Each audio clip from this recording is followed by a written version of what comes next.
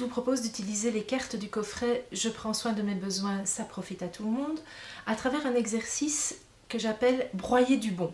Alors nous avons l'habitude, en tout cas moi je sais qu'avant de connaître la CNV, j'avais l'habitude de ressasser beaucoup les choses qui n'allaient pas dans ma vie, de broyer du noir. Et j'ai appris grâce à la CNV à broyer du bon, c'est-à-dire à ressasser les choses qui me font du bien, les choses qui sont agréables et à célébrer, à exprimer ma gratitude par rapport aux belles choses que la vie m'apporte. Et donc je vous propose de penser à une situation agréable qui vous est arrivée, une soirée, un moment que vous avez partagé ou seul, où vous vous êtes dit « Oh, c'était vraiment un super moment ». Alors moi je vais choisir une soirée que j'ai passée il y a quelques mois en compagnie de ma grand-mère et de mon fils. Alors j'ai une grand-maman qui a 88 ans et ce soir-là nous étions allés au restaurant. Et mon fils a inventé un jeu qui s'est avéré très très drôle. En fait, chaque fois qu'il disait à ma grand-mère « champignon », il lui avait expliqué qu'elle devait s'abaisser comme ça.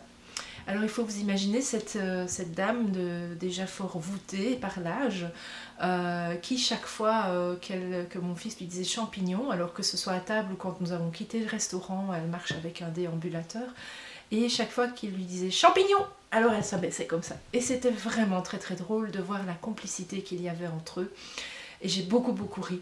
Alors en fait, je vais essayer d'explorer avec vous les besoins que j'ai nourris ce soir-là. Alors il y avait d'abord un besoin de partage, de complicité, un besoin d'humour, de bonne humeur et de légèreté. J'ai vraiment beaucoup ri, beaucoup. Un besoin là-dessus d'intensité, c'était intense comme émotion et comme moment. Qu'est-ce qu'il y avait d'autre? Je me suis sentie très fort en lien avec ces deux personnes qui sont les personnes les plus proches de moi dans ma vie. Donc ça a nourri mon besoin d'appartenance et de communauté. Mon besoin aussi de chaleur humaine, de tendresse. J'ai vu de la pétillance dans les yeux de ma grand-mère. Et donc ça aussi nourrit beaucoup mon besoin de contribution au bien-être des autres. La voir si heureuse, si joyeuse, ça m'a vraiment fait beaucoup de bien.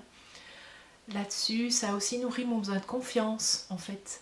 Parce que la voir heureuse à cet âge et savoir que voilà, une simple sortie au restaurant permet de lui faire tant de bien, ça a nourri ma confiance. Un besoin de simplicité aussi, parce que c'était finalement très, très simple comme situation, très banale, dirons-nous. Voilà, c'est ce qui me vient là pour le moment. Peut-être aussi un besoin de spontanéité, parce qu'il y avait quelque chose de tellement spontané, de tellement immédiat comme ça dans l'instant. Voilà, c'est ce qui me vient maintenant. Alors ce que je vais faire à présent, je vais prendre le jeu de cartes et je vais ressortir du jeu de cartes les mots, les besoins que je viens d'évoquer. Et peut-être qu'en consultant les cartes, d'autres besoins vont monter à ma conscience. Alors voilà donc les cartes qui reprennent les besoins que j'ai évoqués, qui ont été nourris pour moi dans cette situation.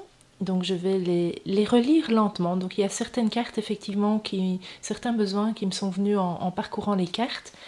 Donc il y a le besoin de complicité et de partage, le besoin de fantaisie, d'humour et de légèreté, de jeu, de spontanéité, d'affection et de chaleur humaine, d'intensité, de simplicité, de contribution au bien-être des autres, de douceur et de tendresse, de confiance, d'appartenance et de communauté.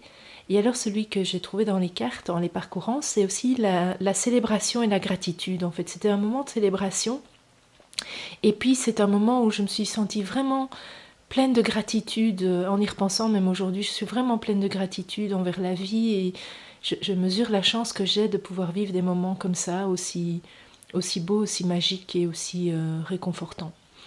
Alors maintenant, ce que je vais faire en voyant les mots, je vais me connecter, en les ayant lus lentement, je me connecte à la vibration qu'il y a derrière chaque mot, à la belle énergie de chaque besoin.